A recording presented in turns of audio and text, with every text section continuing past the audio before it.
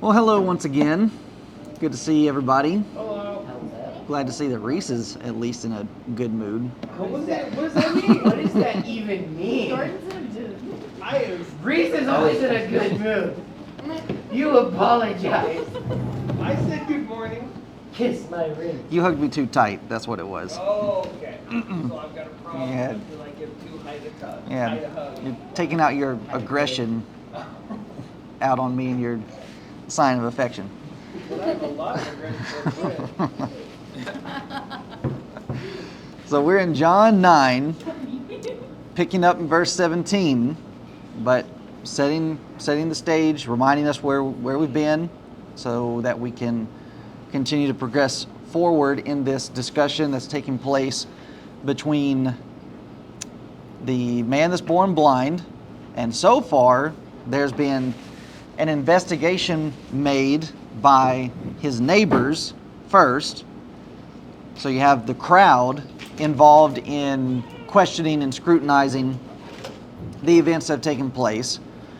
Then, not being able to bring everybody to a set conclusion on that matter, we have then moved to the Pharisees. They get into the middle of it, and now we have this huge investigation that's taking place with them. Where we left off last week was 15 and 16. Then again, the Pharisees also asked him how he had received a sight. So they're continuing to ask the same line of questioning to this person. He said unto them, He put clay upon mine eyes, I washed, and do see. Therefore said some of the Pharisees, This man is not of God, because he keepeth not the Sabbath day. Others said, How can the man that is a sinner do such miracles? And there was a division among them.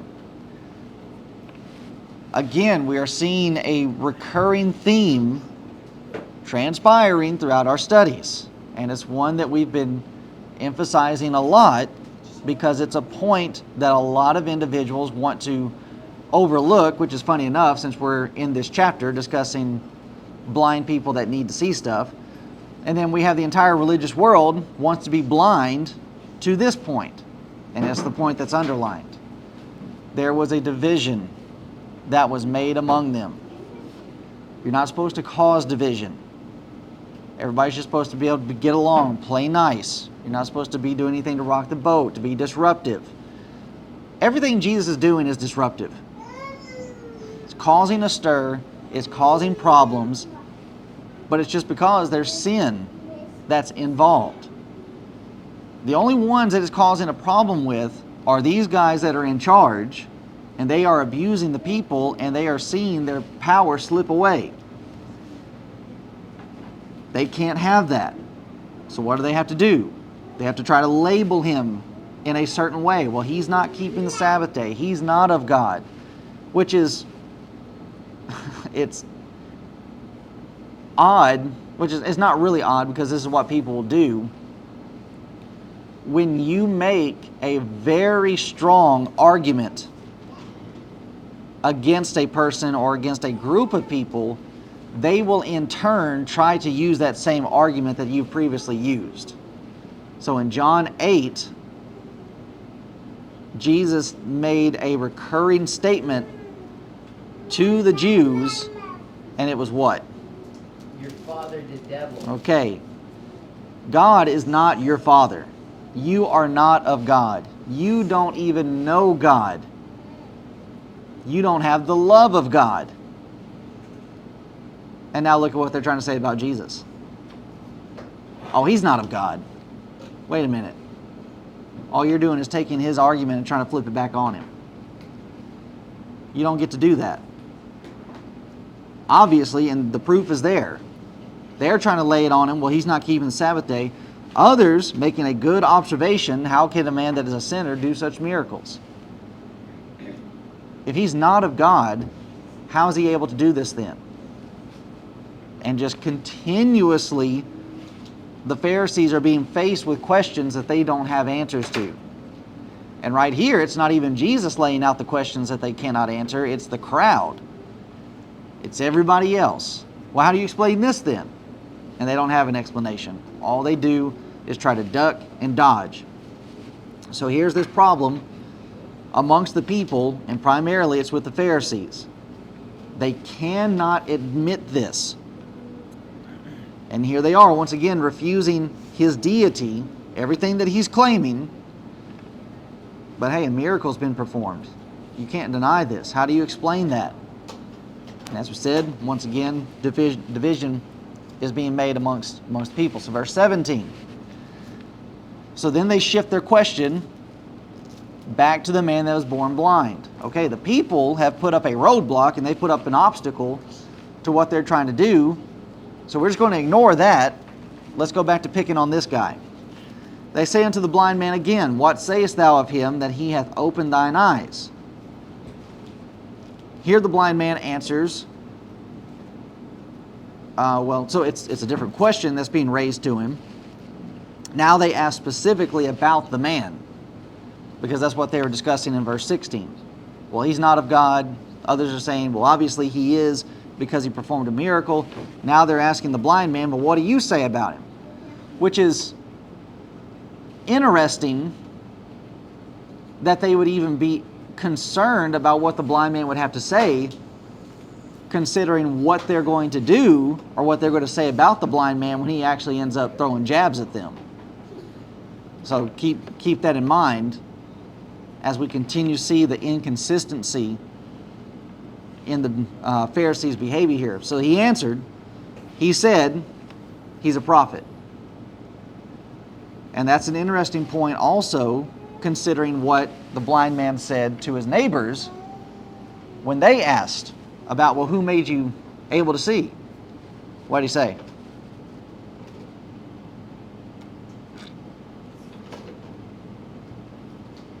He doesn't know. No, he knows. I missed the question. How did he answer the neighbors when they asked him about who made him able to see? Huh? The man or a man called Jesus. And what was one of the points we said? What was one of the things that we were going to have shown to us as we went through this chapter? Contrast between the blind man and the Pharisees? His faith was continually increasing Okay. as he goes along in this little snippet of a story. Okay. We're going to see faith grow. So he starts out by answering, well, the man Jesus did this for me.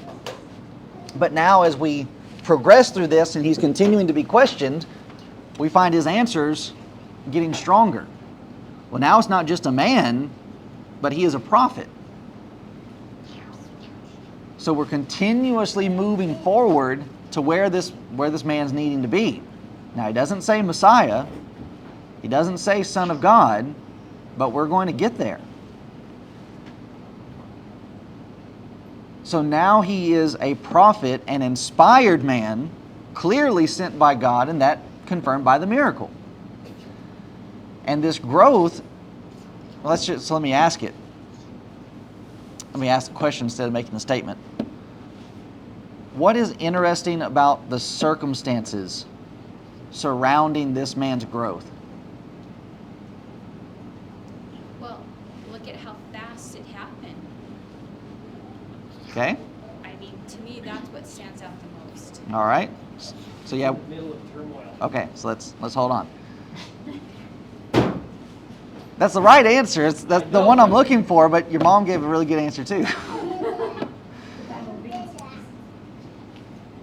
We're divided.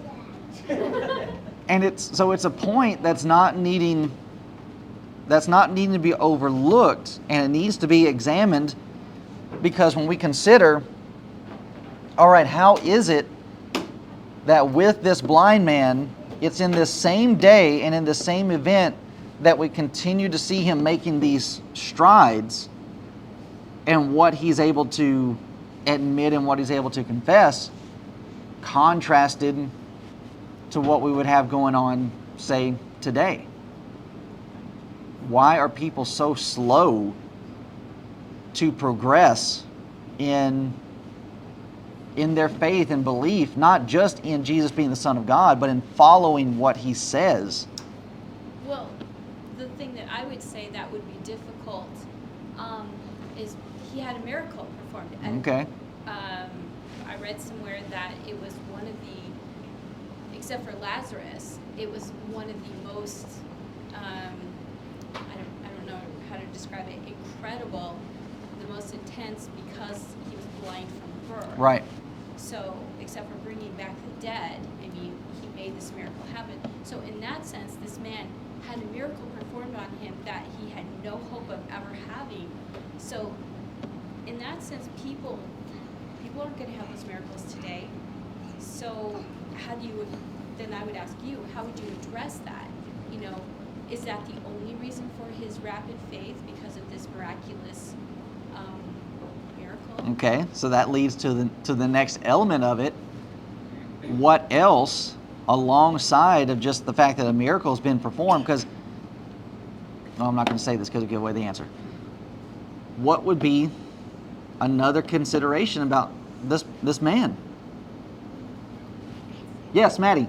I guess it was mercy, grace. Okay, so just the fact of mercy and grace being extended, that's in there. Faith is like right there. that Okay, there's so let's slow down on that one. Where does faith come from? hearing Hearing what? the word of God. Okay, so now let's go to Jamie. Okay, so his obedience, his working faith, Okay. by going to, you know, do what Jesus told him to do, Mhm. and that produced the miracle. All of that works into where I'm going. What nationality is this man? He's a Jew. He's a Jew. So when you think about his background and what he knows from just being an Israelite,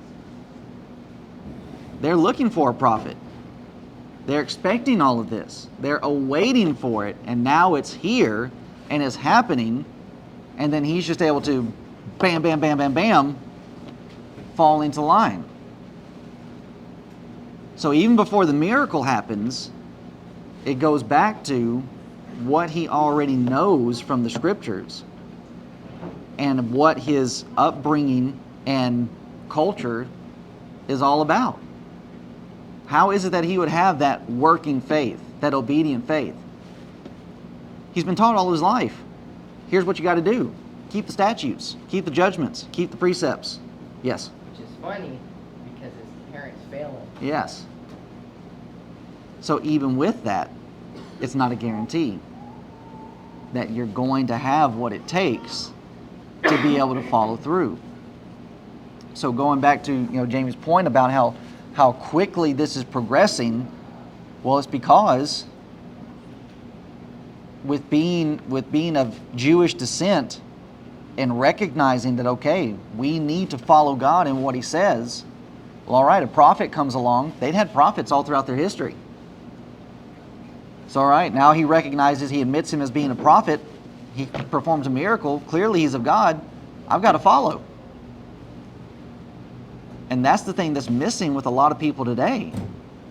They just do not have this kind of background and understanding of the scriptures that makes growth so much slower. Yes? So it's back to Hosea, my people are destroyed for lack of knowledge. Right.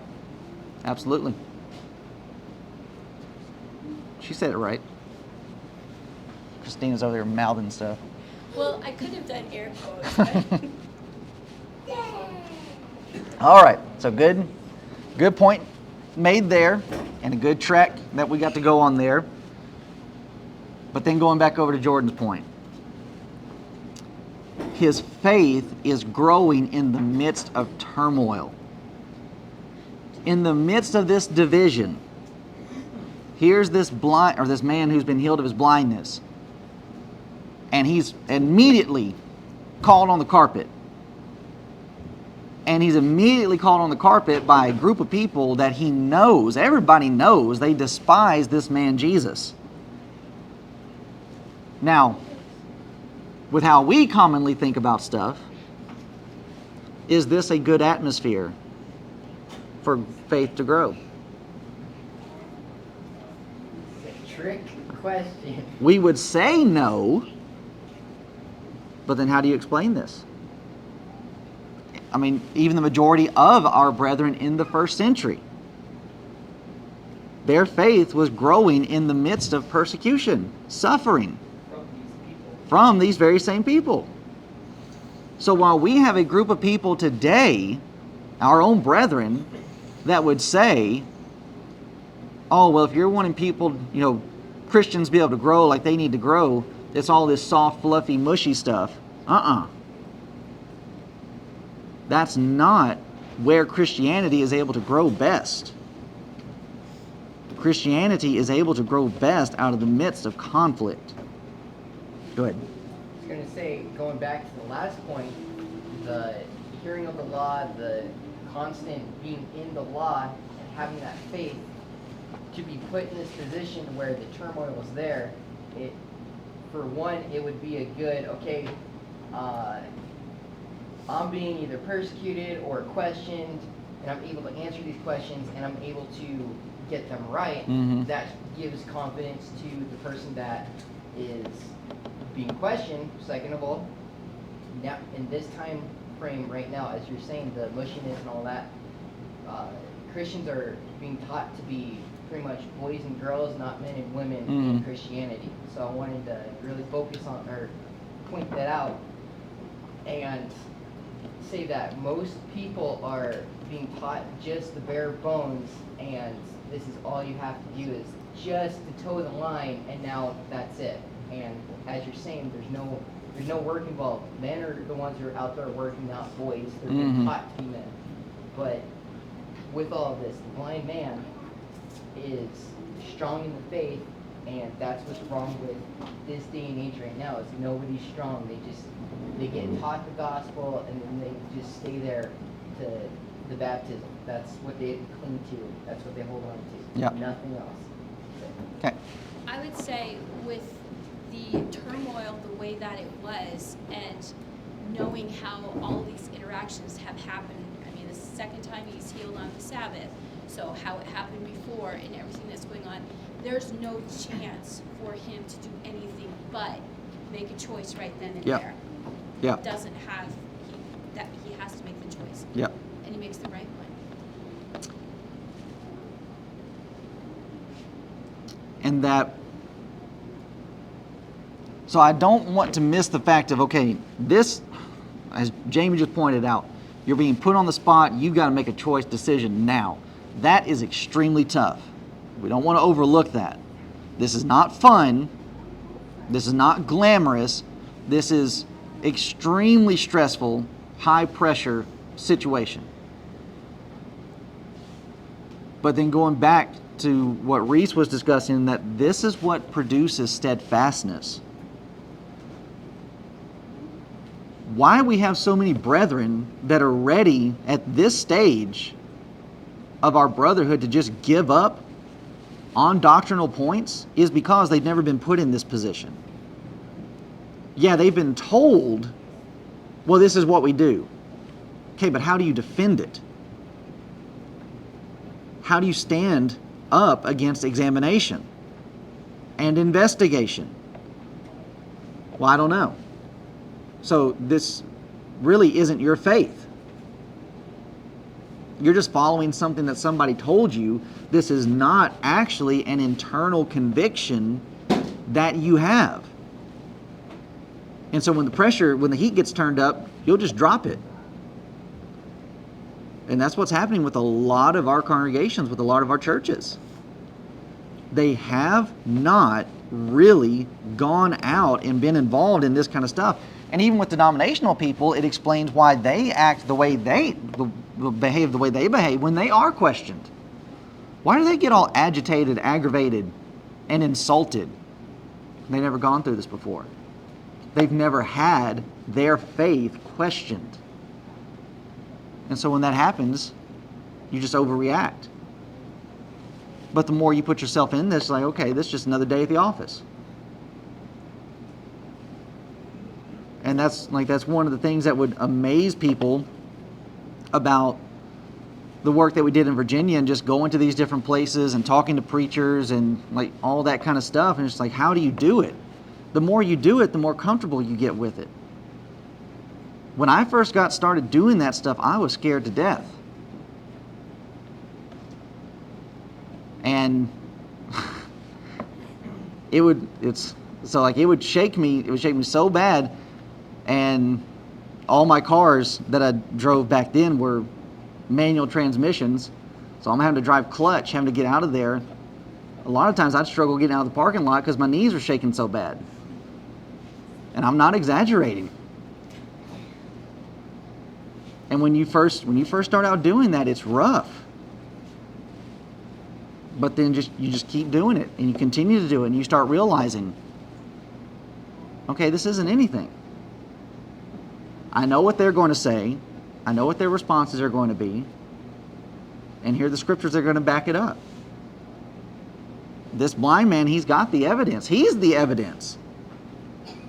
And it's just, okay, you can ask me all the questions that you want. Answers aren't going to change.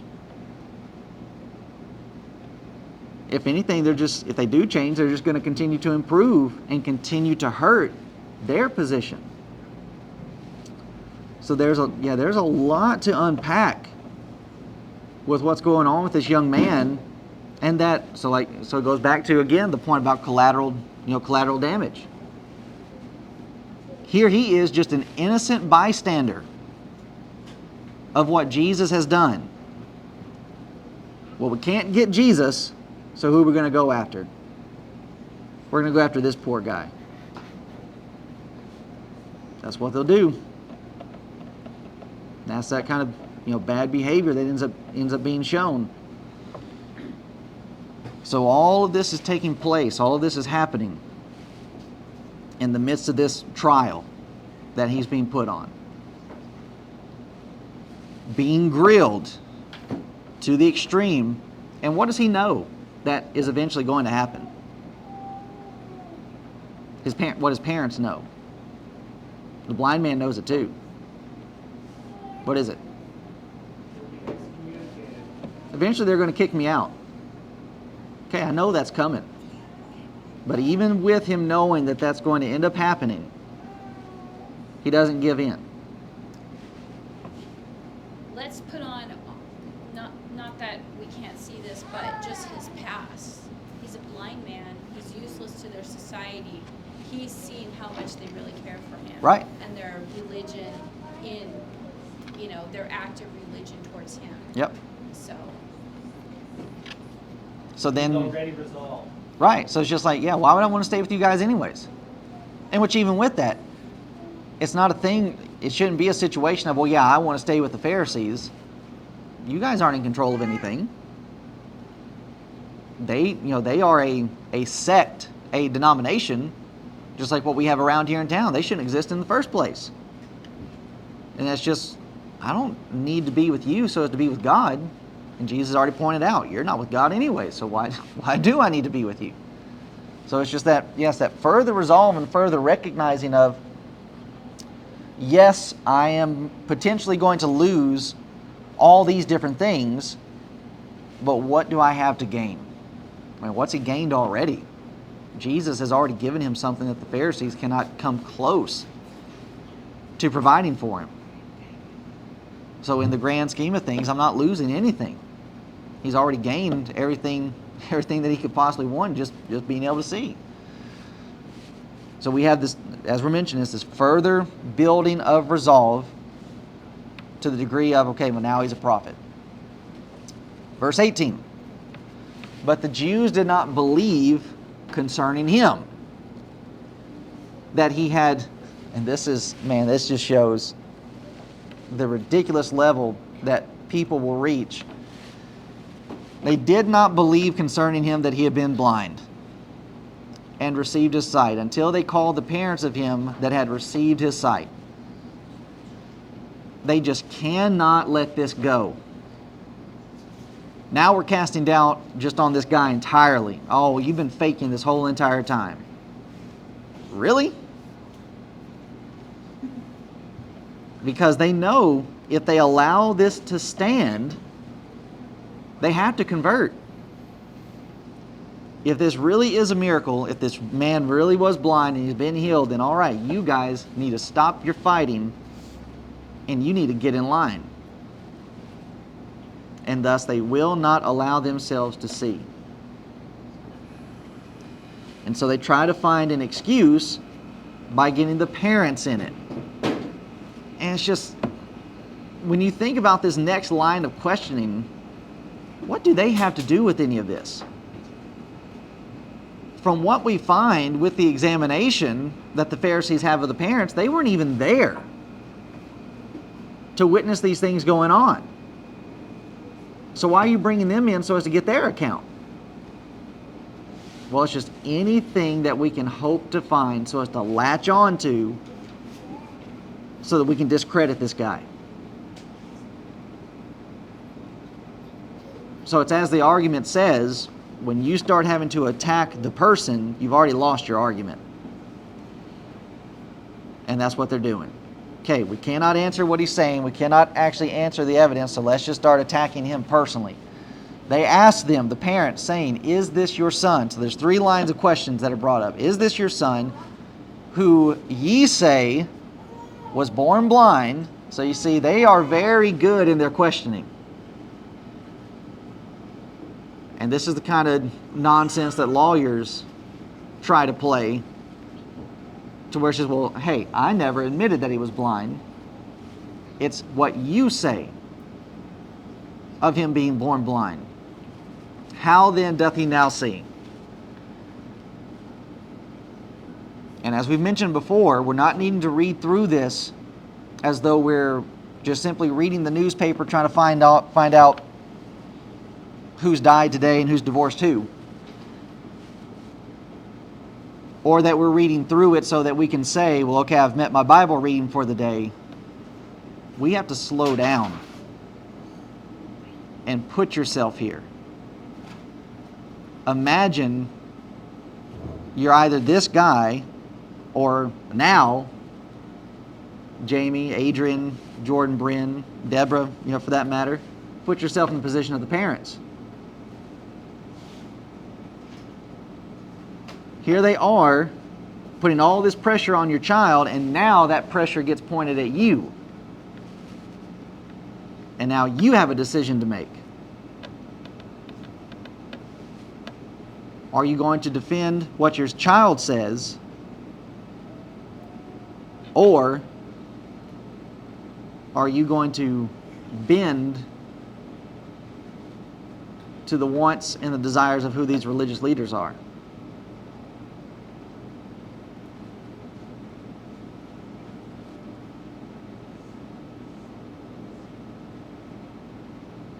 I would imagine that's a tough spot to be put in.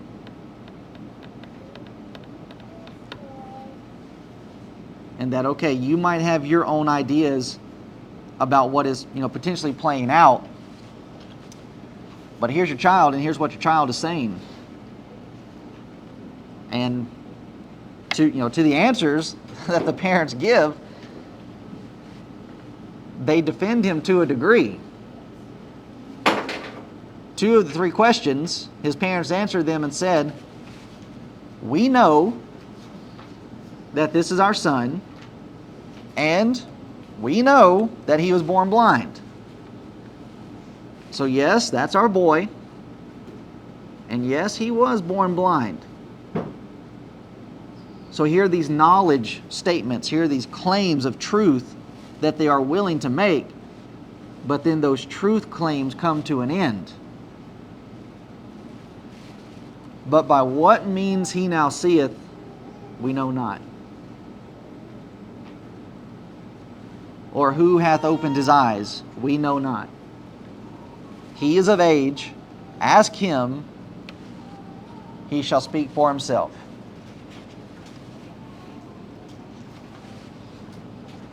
Now granted, I would hope the parents are being truthful in the statements of, well, who did it, how this is, how he now sees, who did it, we don't know.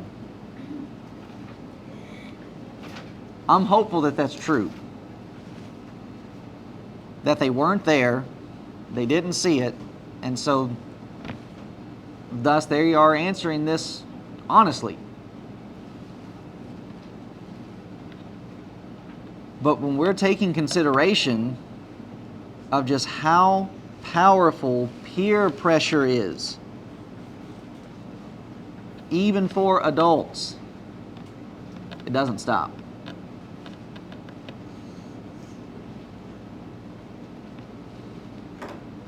So even with this response that they're giving, I'm able to grant some leeway into how they answer. Because if they weren't there, they weren't there. Then their answer is fine.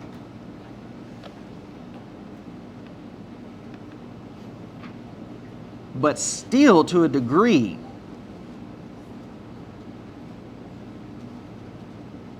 to answer this way and to not come out in full support of, well, he claims this man Jesus did it, so Jesus did it. There's still some trouble there. And we know from the following passages that we recognize, okay, they're not giving him his full support, and we know the reasons why. They're afraid.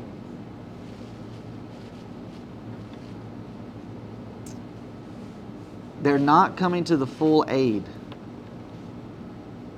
of this son. They plead ignorance as to the final points of the question as to how it happened, who did it. So right here we have a good illustration of what Jesus taught in Matthew 10 of the Father being turned against the Son and the Son being turned against the Father.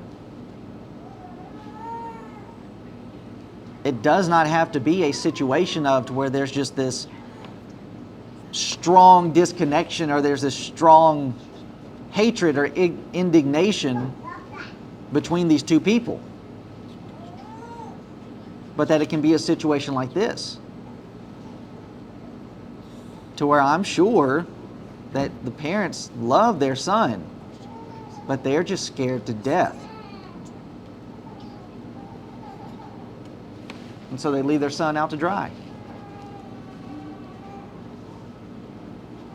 Now you would think, with being parents and having a child that's born blind, and now he's been healed and he's able to see, what would the natural, just not even a logical response, but just the natural emotional response be in this?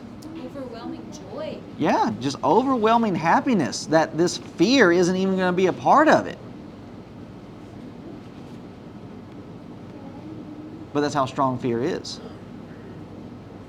That you can push that to the side, and that, I mean, the parents their whole entire life have had to be in a position of where they're constantly having to take care of, defend this helpless, hopeless individual because he can't defend himself. And now at this moment, that's stopping. It's, okay, you defend yourself now. You fend on your own. It's just, that's amazing to me. But that's how powerful all of this is. This whole situation. I mean, the whole idea, you don't come between a mama and her cubs. Well, that's true to some degree, but even that has a stopping point. And it's in situations like this, times of great difficulty. So these words spoke as parents because they feared the Jews. For the Jews had agreed already that if any man did confess that he was Christ, he should be put out of the synagogue. Therefore said his parents, he is of age, ask him. Yep. I have a question before you go on with regard to for the Jews had already agreed. Does that mean they came out with a pronouncement to all the people saying, if you say he's the Christ, is that what this is telling us? So whether, yes, I would agree, but as to like what extent it was broadcasted, can't say on that because it doesn't tell us. So whether it's just this public announcement that everybody knows about, or it's just these little whispers that are going out, could be either way, but yeah, the word is getting out that here's what people are going to do. So here are the parents they don't want to be withdrawn from. Excommunicated. And we mentioned it several times in the past. This is not just a thing of, well, you're not allowed to come here and worship. It's everything. Your religious rights, your civil rights, political rights, everything is gone. Yes? Can I ask a question? Well, my Bible has this. In 22, it has the word for. Does that word for mean anything? It says his parents said these things because they feared the Jews, for the Jews had agreed already that. So it seems like they heard something because of that word. doesn't it? Right, yeah. Yeah, something's being broadcasted. Yeah, that's what I'm saying. Something's being told. But as to what extent, yeah, I don't know if they put up posters or the high priest stood up and made a public announcement for everybody.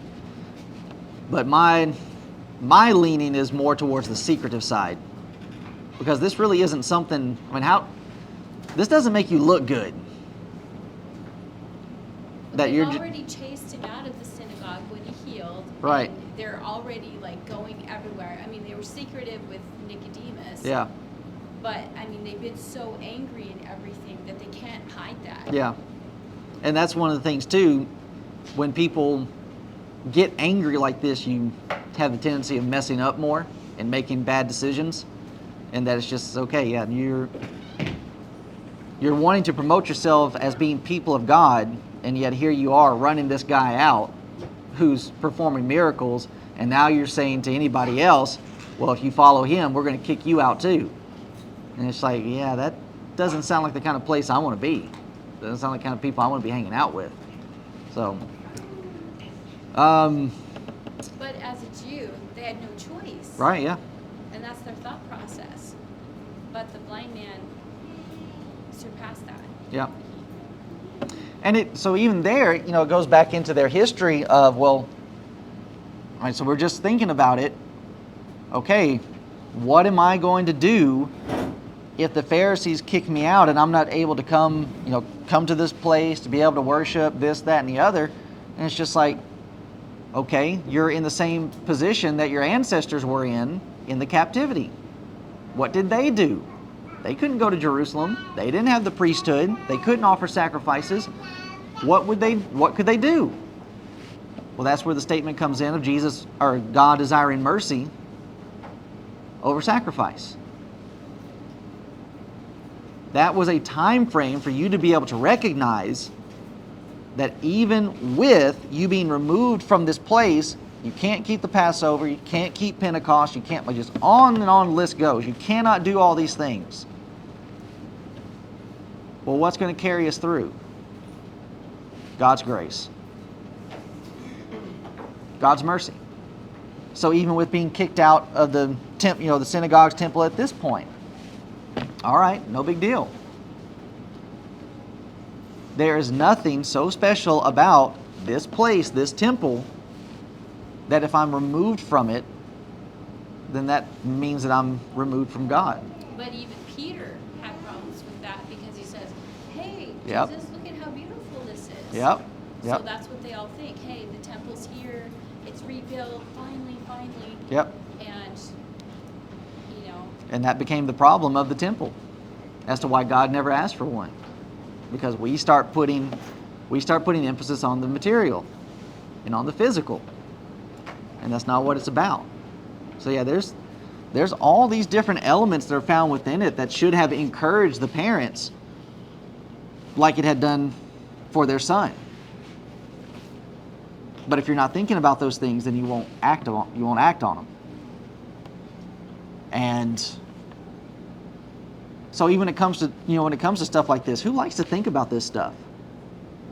Well, we might be kicked out of the temple. What would we do? I don't even want to think about it. Don't even talk like that. And so if you're not thinking about it, and you're not planning ahead, you're not going to be prepared when it happens. So it goes back to the whole turmoil thing. Nobody likes to think about, well, what would we do if persecution arose? What would we do?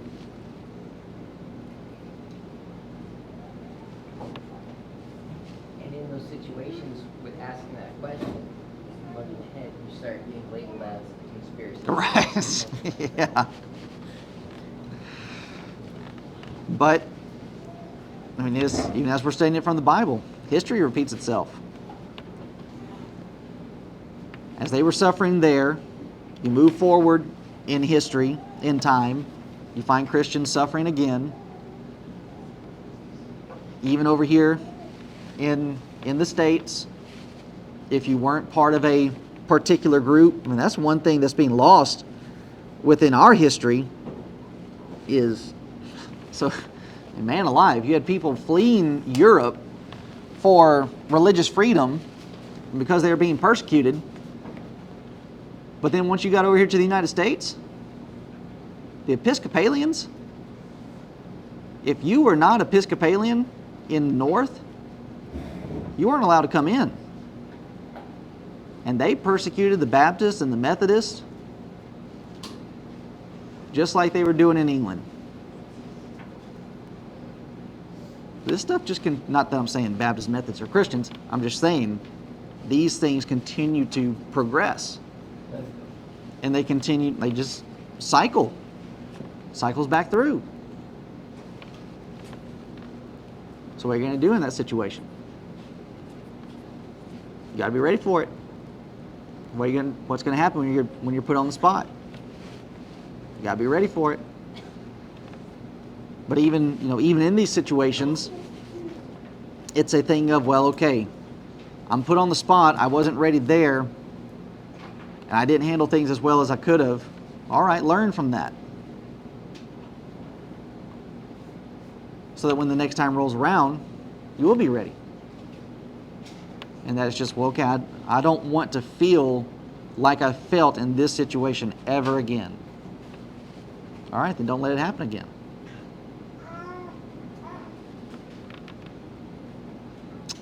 So here we find the parents falling short, and that because of their fear, but the son does not give in. So they don't get the answer they want from the parents. Then again called they the man that was blind and said unto him, Give God the praise. We know that this man is a sinner. He answered and said, Whether he be a sinner or no, I know not. One thing I know, that whereas I was blind, now I see. Just the courage and the confidence that even when his parents don't come to his full aid, he doesn't back down. And the pressure is being laid on heavy now. Because now the Pharisees are kind of switching gears a little bit. They've come in pretty aggressive in asking their questions, but look at what they're doing now. They said unto him, just give God the praise. We know this man's a sinner. This is very similar to what Joshua said to Achan when he was confronted. If you had admitted it, come clean, confessed it, and I believe the text even says, give God the praise or give God the glory, things would be fine. But Achan continued to hide until it was finally brought down to him and was laid at his feet. And so now we've got a similar situation with this guy. Just come clean and everything will be fine. Just admit to your heresy and we'll forgive you. Sign this piece of paper that you're a heretic and everything will be okay. And he doesn't do it. And what's funny enough, they said unto him, give God the praise. Well, okay. If we're going to give God the praise, then who are we going to stick this with? Who are we going to give honor to? Jesus. Jesus. He is God. So, he in fact is doing that very thing that they're wanting him to do. Give God the praise. Okay, Jesus healed me. No. That's not what we meant. Well, now you're messing up when you're questioning. Now you're not being as careful as you just were. But here he draws the line in the sand and he says to him, cross over it. If you're man enough. He answered and said, whether he be a sinner or no, I know not. He doesn't know anything about this man. Other than one thing I know, that whereas I was blind, now I see. So he says to them, okay, you say you know something. Well, here's what I know. In which even with what they claim to know. Okay, we know this man is a sinner. How do you know that? Because they're fixing to contradict themselves once again when they're going to make a statement about, well, we don't even know where this man is from. Well, hold on a second. If you don't even know where this guy is from, how do you know he's a sinner? Here's this know-it-all crowd. And the arrogancy of this know-it-all crowd is shown by their inconsistency.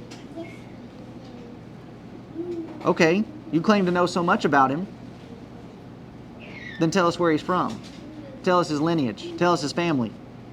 All these different things that you want to try to deny and try to cover up while you claim to know so much. So they said unto him, again, what did he to thee? How opened he thine eyes? So they're trying to catch him. Okay, they claim that he's a sinner. They don't have the evidence. The man questions them and says, well, I don't know if he's a sinner or not, but I know that he healed me. So then they try to pin him down by asking again, well, how did he do it?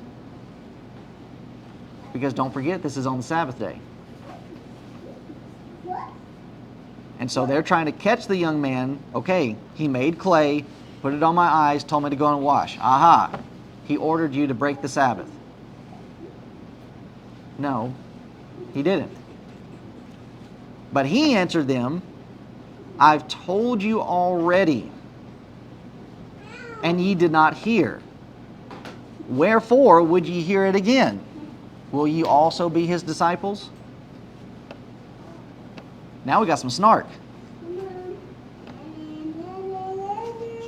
Now we got some digs coming in. Here he's, okay, I was blind, but are you guys deaf?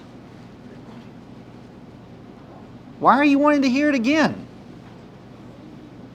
You got the witness from the neighbors. You got my own testimony. You even tried to go to my parents, and now here you are just continuing to ask me the same questions over and over and over again. Are you eventually going to convert? Are you going to start following? That's some sharp talk. Coming from this young guy, and especially coming to this crowd, and then we have a switch. Then they reviled him and said, thou art his disciple, but we are Moses' disciple. We know that God spake unto Moses, as for this fellow, we know not from whence he is. We are Moses' disciples. Well, Jesus has already disproven this. But they still try it. They're still wanting to hold on to it. Here they are wanting to try to condemn Jesus for working on the Sabbath, but Moses also said, thou shalt not kill. And that's the whole argument Jesus brings out in John 7:19. And here again is that glaring contradiction. Here are the know-it-alls saying, we know that God spake unto Moses, but as for this fellow, we know not from whence he is. All right, we claim to know this, but then we don't know this. Well, I thought you guys knew everything. And now here you are, trying to say, oh yeah, we know he's a sinner, but you don't even know where he comes from. How do you know he's a sinner? And it's these little things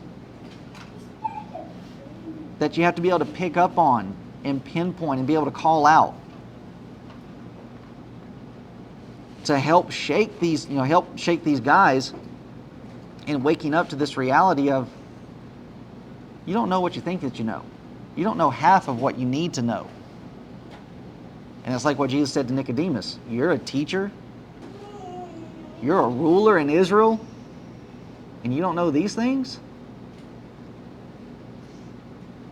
Now you can either be humbled by that and be willing to admit that, okay, there's obviously something that I'm missing. Or you can let that be a jab to your ego and to your pride, and then you start trying to dig in your heels and trying to prove what you do know, you end up making a bigger mess for yourself.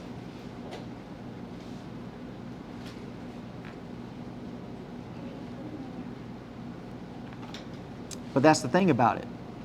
With that final statement, we don't even know from whence he is. Yes, they did. They knew everything that everybody else knew during that time frame. They just did not want to confess it. And now here they are flipping the switch on this poor guy to where it's okay, we're questioning you. Well, you know what? We'll make all this go away if you'll just admit you're making this up. Admit that this was a mistake and everything will go away. Doesn't do it. Now the anger comes out. Now the true colors come out.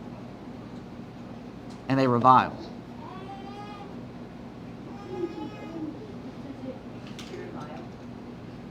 I don't know. What does it mean to revile?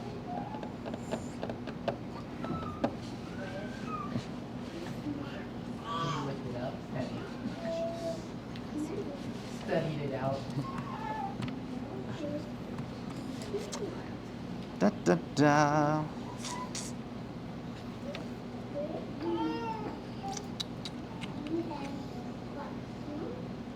I keep passing over it.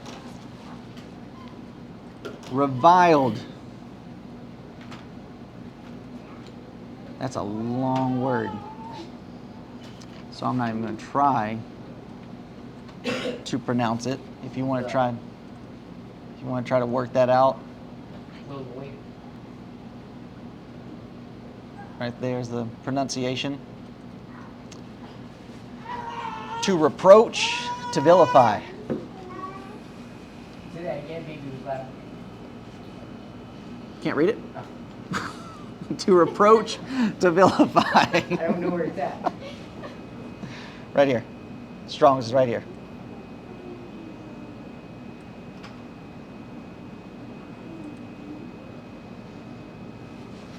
So they're just trying to vilify him, ruin his character. And thus also, we have once again the illustration of what Jesus has been teaching at this time as well. The servant is not greater than his master. If they've hated me, then they will hate you also. What all have they done to try to vilify Jesus? Oh, he's not doing this by the power of God. He's doing this by the power of the devil. Not only does he have a devil, he's a Samaritan on top of that. On and on the list goes. Character assassination.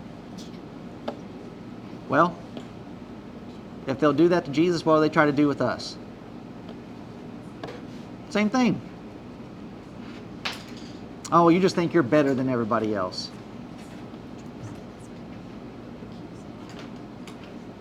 Oh, you guys are just troublemakers. All you want to do is just stir up division. This, that, and the other.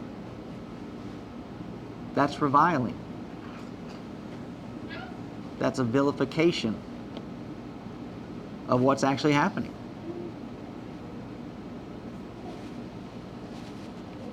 So all of these we know statements in the midst of their own confusion and their own lack of understanding. And we'll close, got so close, we'll close with 30. The man, this young man, or the son, don't know how old he actually is, he answered and said unto them, Why, herein is a marvelous thing, that ye know not from whence he is, and yet he hath opened mine eyes. Is that a little bit more snark? Now he's just rubbing their nose in it. Oh, now here's something really marvelous. Here's something to see. The Pharisees that don't know something. Here's something astounding. Here's something amazing. Here you are, the leaders, the know-it-all group, and you don't know something. My.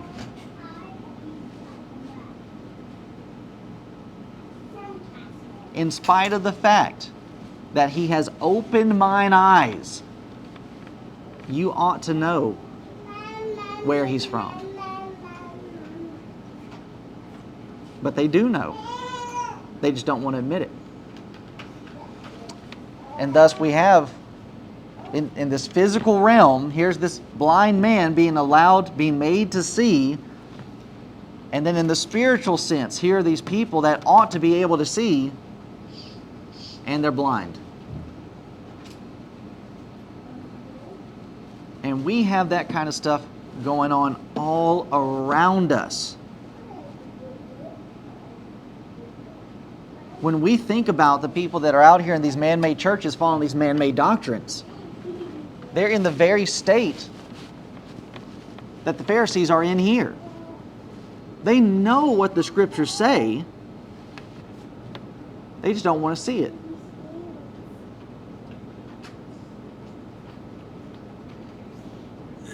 And as we're saying, as we put ourselves in these type of tough situations, to where we are outside of this, we're outside of the assembly, and we're examining what they teach and what they preach, and we allow ourselves to be examined as well.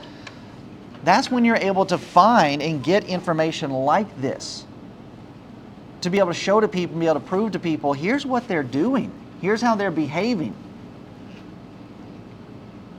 I need to go through and try to count. I don't know that I'd be able to do it. The number of preachers that I have heard admit, and it's usually after they end up leaving their denomination and they become members of the Church of Christ and true Christians, that they end up admitting to us that when it came to passages like Acts 2:38, they wouldn't even study those passages. Baptist preachers admitting that, yeah, when it came to Acts 2:38 in our own private study, personal studies, even in Bible classes, didn't want to spend any time on it. Why? Because they know what it says and they know what it means. But they're right here with this crowd. They don't want to admit it. They don't want to confess it and follow it as to what it actually means because of what it would unravel for them.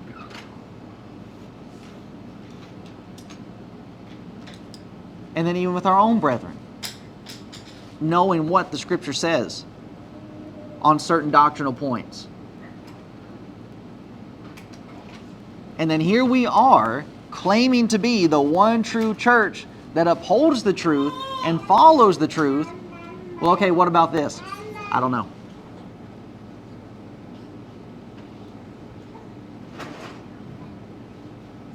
It's insane. But that's what happens. And it's not a thing of that you don't know, it's that you don't want to know. You don't want to see it. Because what that means you'll have to end up doing. I'll either have to end up, changing a certain doctrinal point, or I have to leave behind, distance myself from a, certain class of people. And for the denominational preachers, they're going to ultimately, more than likely, going to lose their livelihood.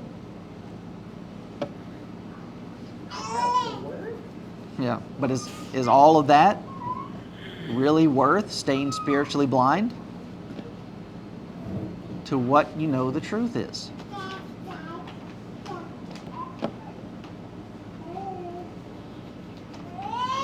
But as we mentioned, as we're going through these studies, and yeah, we can see this going on in the religious world around us, it first finds its application right here with us.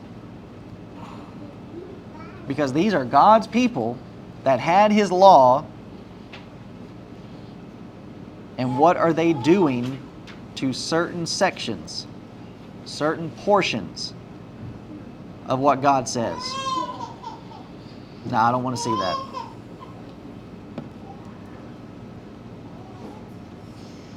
And they try to turn a blind eye to it.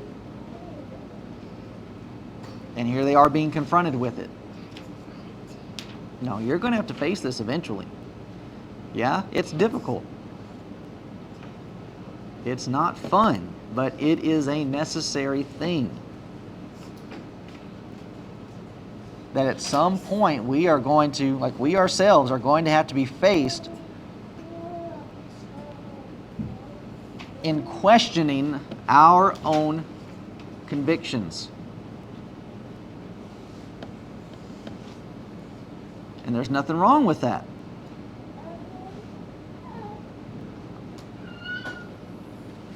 But just like with this man, in being faced with, okay, what happened to you?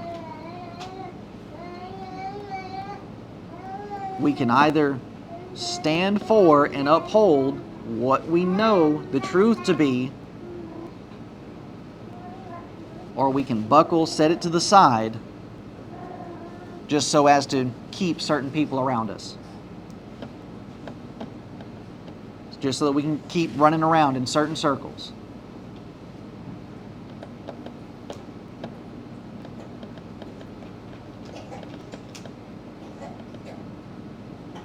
But it takes courage to even allow that to happen. What you thinking? Well, you had already brought up Matthew 10:34, and I was also throughout this just to bring up James chapter 1, verses 1 and 2, to count it all joy when we are in these circumstances. Yeah. Because it does help our faith to either become formed or not. Yeah. And it goes back to the illustration I've used a couple of times. Smooth seas don't make good sailors.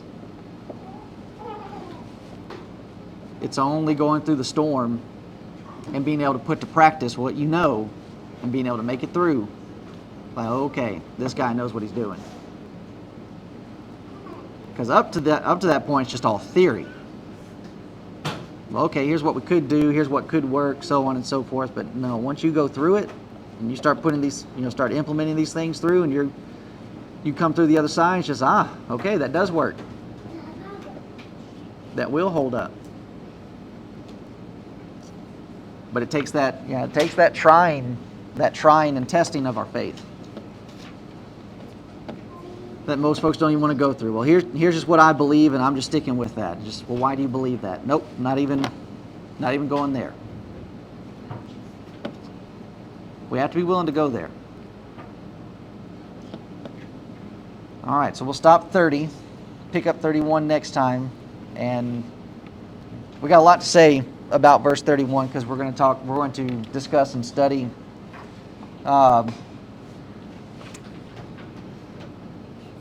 common confusion that gets brought up from this passage, and I would even say taking this passage out of our own arsenal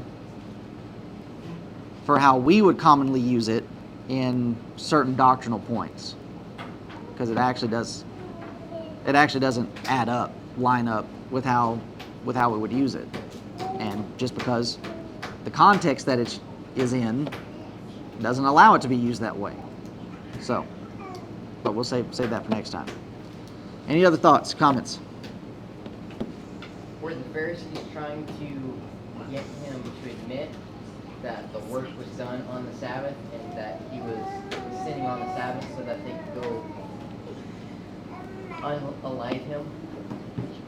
Oh yeah, so this is all happening in the same events of chapter 8. So yeah, this is hot on the heels of the, yeah, they're already in that mode of wanting to take up stones. Yeah. Yeah.